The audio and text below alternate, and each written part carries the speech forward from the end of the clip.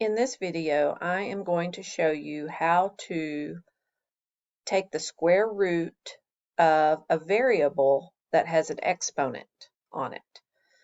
For instance, square root of x squared is x. Why? Well, think about the opposite.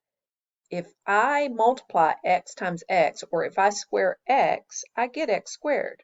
So to undo that operation, square root it. If I square root it, I get back to x. So anything that has an even exponent, you are simply halving the exponent. So square root of x to the 8th is x to the 4th.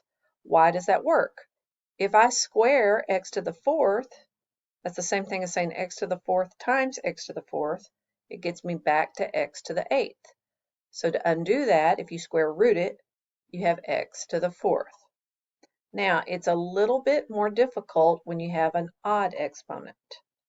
You would want to break the odd exponent into the next lowest even exponent, so x to the 4th times x. That is the same thing as x to the 5th. Now I can square root x to the 4th, so basically half the 4. Take it out of the square root because I have square rooted that x to the 4th. It becomes x squared, and I have to leave x inside. I cannot square root the x.